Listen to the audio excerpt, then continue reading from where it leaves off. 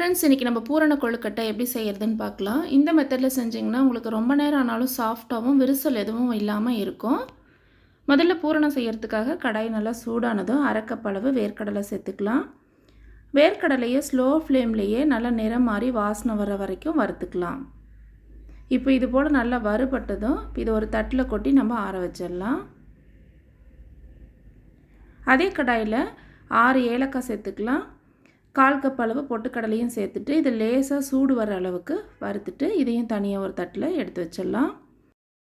அதே கடாயில் அரை கப் அளவு தேங்காய் துருவல் சேர்த்துக்கலாம். மீடியமான தீயிலேயே நல்லா செவந்து வாசனை வர அளவுக்கு இது வறுத்துக்கலாம். இது போல் செவந்ததும் இதை தனியாக ஒரு தட்டில் எடுத்து வச்சிடலாம். இந்த அளவுக்கு 3/4 கப் அளவு வெல்லத்தை நல்லா துருவி எடுத்துக்கலாம். முடிஞ்ச வரைக்கும் கல் மண் இல்லாத வெல்லமாக எடுத்துக்கணும். இது நம்ம பாகு எதுவும் வைக்காமல் அப்படியே அரைக்க போகிறோம். ஒரு மிக்சி ஜாரில் பொட்டுக்கடலையை சேர்த்துக்கலாம். இதை முதல்ல நல்லா நைஸாக அரைச்சிட்டு வந்துடலாம். இப்போ இதில் வறுத்து தோல் நீக்கின வேர்க்கடலை சேர்த்துக்கலாம். இதோட வறுத்து வச்சுருக்கிற தேங்காய் துருவல் சேர்த்துக்கலாம். இப்போ இது ரெண்டையும் நல்லா நைஸாக அரைச்சிடலாம். இப்போ இது நல்லா அரைச்சிட்டு வந்துட்டோம். இப்போ இதில் நம்ம 3/4 கப் அளவு வெல்லத்தை சேர்த்துக்கலாம். வெல்லம் எல்லாமும் சேர்ந்து உங்களுக்கு உருண்டை பிடிக்கிற பதத்துக்கு இது நல்லா கொஞ்சம் நேரம் அடிச்சுட்டே இருந்தோம்னா அந்த மிக்சி ஜாரோட சூட்டில் உங்களுக்கு இது போல் உருண்டை பிடிக்கிற மாதிரி வரும். ஒரு வேளை உங்களுக்கு வெல்லம் பத்தாமல் இருந்ததுன்னா உங்களுக்கு இன்னும் கொஞ்சம் வெல்லம் கூட சேர்த்துக்கலாம். ஆனால் இந்த அளவே உங்களுக்கு கரெக்டாக இருக்கும். இப்போ இது ஒரு பாத்திரத்தில் சேர்த்துட்டு எல்லாமும் ஒன்றா நல்லா கலந்து வர்ற மாதிரி முதல்ல பிசைஞ்சு விட்டுக்கலாம். பிசைஞ்சதுக்கப்புறமா நம்ம எந்த வடிவத்தில் கொழுக்கட்டை செய்கிறோமோ அதுக்கு தகுந்த மாதிரி உருண்டை பிடிச்சிக்கலாம். நான் இன்றைக்கி நீல வாக்கில் செய்கிறதுனால இது மாதிரி பிடி கொழுக்கட்டை மாதிரி கொஞ்சம் கொஞ்சமாக பூரணம் எடுத்து பிடிச்சிக்கலாம். இல்லை நீங்கள் ரவுண்டாக வேணும்னா இது போல் உருட்டியும் வச்சுக்கலாம். இப்போ நான் எல்லா பூரணத்தையும் ரெடி பண்ணி வச்சுட்டேன். அடுத்ததாக மேல் மாவு செய்கிறதுக்கு இடியாப்ப மாவு எடுத்துக்கலாம். நான் இன்றைக்கி வீட்டிலையே ரெடி பண்ண இடியாப்ப மாவு தான் எடுத்திருக்கேன். நீங்கள் கடையில் வாங்கினது வேணாலும் எடுத்துக்கலாம். இல்லாட்டி கொழுக்கட்டை மாவு கூட நீங்கள் எடுத்துக்கலாம். ஒரு அகலமான பாத்திரத்தில் 1/2 கப் அளவு இடியாப்ப மாவு எடுத்துக்கலாம். மாவு பிசைகிறதுக்காக தண்ணி சுட வச்சிடலாம்.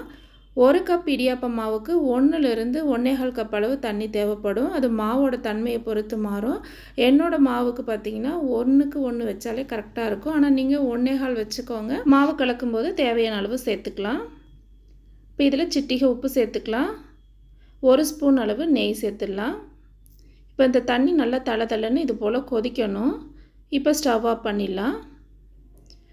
இந்த தண்ணியை ஆற விடாமல் உடனேயே நம்ம மாவில் சேர்த்துக்கலாம். நான் அளவு தண்ணி கரெக்டாக இருக்கிறதால ஃபுல்லாக சேர்த்துட்றேன். நீங்கள் தண்ணி கொஞ்சம் நிறுத்திட்டு மாவு கலந்துக்கோங்க. வேணும்னா இன்னும் கொஞ்சம் சேர்த்துக்கோங்க. இப்போ இது எல்லாமே ஒன்றா நல்லா கலந்து விட்டுடலாம். மேலே இருக்கிற இந்த வெள்ளையாக இருக்கிற மாவையும் நல்லா ஸ்பூனில் இது போல் அழுத்தி தேய்ச்சிங்கன்னா உங்களுக்கு ஒன்றா நல்லா கலந்து வந்துடும். இந்த அளவே எனக்கு கரெக்டாக இருக்குது.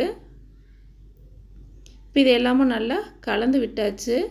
நீங்கள் இந்த மாதிரி மாவில் சுடு தண்ணி சேர்த்து கலந்திங்கன்னா உங்களுக்கு கட்டி தட்டாமல் நல்லாயிருக்கும். ரொம்ப நேரம் சாஃப்டாகவும் இருக்கும் கொழுக்கட்டை. மாவு இப்போ சூடாக இருக்கும். நம்ம கையால் பிசைய முடியாது. அதனால் அது கொஞ்சம் சூடாகிற வரைக்கும் மூடி வச்சிடலாம். இப்போ கொஞ்சம் நேரம் ஆயிடுச்சு. மாவு தொட்டு பார்க்கும்போது கை பொறுக்கிற சூட்டில் இருக்குது. இப்போ இதை நம்ம நல்லா பிசைஞ்சிக்கலாம். பிசைகிறதுக்கு கையில் ஒட்டாமல் இருக்கிறதுக்காக எண்ணெயோ இல்லது தண்ணியோ தொட்டுட்டு நம்ம இந்த மாவை நல்லா பிசைஞ்சிக்கலாம். முதல்ல இது நல்லா கொஞ்சம் சேர்ந்து வர்ற மாதிரி கலந்து விட்டுக்கலாம். இப்போ இது போல் சேர்ந்து வந்ததுக்கப்புறமா ஒரு 2-3 நிமிஷத்துக்கு இது நல்லா சாஃப்டாக வரணும். அந்த மாதிரி நம்ம இதை பிசைஞ்சிக்கலாம். அப்போ தான் உங்களுக்கு கொழுக்கட்டை தட்டும்போது விரிசல் எதுவும் வராமல் நல்லா இருக்கும். இப்போ பார்த்திங்கன்னா நல்லா ஒன்று சேர்த்து வந்துருச்சு. இப்போ இதை நல்லா பிசைஞ்சதுக்கப்புறமா பாருங்கள் எவ்வளோ சாஃப்டாக சூப்பராக இருக்குது. இந்த பதத்தில் இருக்கணும். இப்போ நம்ம தேவையான அளவு மாவை எடுத்து நல்லா நீல வாக்கில் உருட்டிக்கலாம். அதுக்கப்புறமா நமக்கு எந்த சைஸில் வேணுமோ அதுக்கு தகுந்த மாதிரி சின்ன சின்ன உருண்டையாக உருட்டி எடுத்துக்கலாம். பாருங்கள் மாவு எடுக்கும்போதே எவ்வளோ சாஃப்டாக இருக்குன்னு. இந்த இடியாப்ப மாவோட ரெசிபி நம்ம சேனலில் இருக்குது. நீங்கள் வேணும்னா செக் பண்ணி பாருங்கள். இப்போ இந்த மாவு காய விடாமல் இருக்கிறதுக்காக நம்ம உருண்டை பிடிச்சதை மட்டும் எடுத்துகிட்டு மீதி மாவை அப்படியே மூடி வச்சிடலாம். முதல்ல கைக்கு எண்ணெயோ நெய்யோ நல்லா தடவிட்டதுக்கப்புறமா அந்த உருண்டையை நல்லா ஷேப்பாக ரவுண்ட் பண்ணிக்கலாம். அதுக்கப்புறமா நம்ம 2 கையோடைய கட்டை விரலையும் லேசாக ஒரே திட்டமாக நம்ம இது போல் அழுத்தம் கொடுத்துட்டே வந்தோம்னா உங்களுக்கு நல்ல கப்பு மாதிரி வரும்.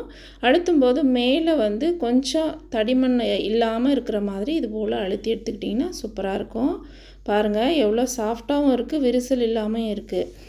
இந்த மாதிரி நம்ம கப் மாதிரி செஞ்சதுக்கப்புறமா நம்ம ஏற்கனவே பிடிச்சு வச்சுருக்கிற அந்த பூரணத்தை உள்ளே வச்சுட்டு அந்த ஓரங்களை மட்டும் ஒரு அழுத்தம் கொடுத்தோம்னா உங்களுக்கு நல்லா சீல் ஆகிடும். அவ்வளோதாங்க, சூப்பராக பாருங்கள், விரிசல் எதுவும் இல்லாமல் அருமையான கொழுக்கட்டை நம்ம பிடிச்சிட்டோம். இந்த மாவுலேயே நம்ம மோல்டெல்லாம் எதுவுமே இல்லாமல் மோதகம் மாதிரியும் செய்யலாம். அதே மாதிரி நம்ம மாவை நல்லா 2 விரலையும் வச்சு உருட்டி கிண்ண மாதிரி செஞ்சுக்கலாம். இப்போ இதில் நம்ம உருண்டையாக பிடிச்சி வச்சுருக்கிற இந்த பூரணத்தை இதுக்குள் நடுவில் வச்சுக்கலாம். இப்போ மேல் நோக்கி இது போல் நம்ம மோதகம் மாதிரி செஞ்சுட்டு எக்ஸஸாக இருக்கிற மாவை எடுத்துடலாம். பாருங்கள் சூப்பராக மோல்டெல்லாம் எதுவுமே இல்லாமல் அழகாக செஞ்சிடலாம். இதே மாதிரி நம்ம எல்லா மாவுமே வந்து கொழுக்கட்டை பிடிச்சு வச்சிடலாம். இப்போ நம்ம இந்த அளவுக்கு பார்த்திங்கன்னா பூரணம் ஒரு 4 தான் மீதியாக இருக்குது. நம்ம இதை அப்படியே சாப்பிட்டுக்கலாம். இப்போ நம்ம ரெடி பண்ணி வச்சுருக்கிற இந்த கொழுக்கட்டைகள் எல்லாத்தையும் நம்ம ஆவியில் வேக வச்சு எடுத்துக்கலாம். இட்லி தட்டில் நெய்யோ எண்ணெயோ தடவிட்டு இது போல் நம்ம அடுக்கிக்கலாம். ஒன்று மேலே ஒன்று வைக்காமல் இது போல் நம்ம அடுக்கி எடுத்துக்கிட்டோம்னா உங்களுக்கு உடையாமல் வரும்.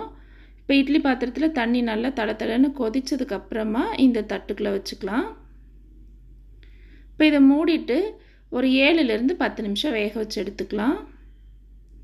இப்போ பார்த்தீங்கன்னா கொழுக்கட்டை நல்லாவே ரெடி ஆகிடுச்சு. மேலே மாவு பார்த்திங்கன்னா உங்களுக்கு கையில் ஒட்டாமல் நல்லா கிளாஸியாக இருக்கும். இது மாதிரி வந்ததும் இப்போ நம்ம இதை எடுத்து ஆற வச்சிடலாம். சூப்பரான கொழுக்கட்டை ரெடி. வெந்ததுக்கப்புறமும் பார்த்திங்கன்னா உங்களுக்கு விரிசல் வராது. இந்த மெத்தடில் செய்யும்போது ரொம்ப நேரம் ஆனாலும் கொழுக்கட்டை உங்களுக்கு ஹார்ட் ஆகாமல் நல்லா சாஃப்டாகவே இருக்கும். நம்ம பூரணமும் உங்களுக்கு பாகெல்லாம் எதுவும் வைக்காமல் டைரெக்டாக வெல்லம் சேர்த்து செஞ்சுருக்கிறதால நல்லா சாப்பிட்றதுக்கும் சாஃப்டாக இருக்கும்.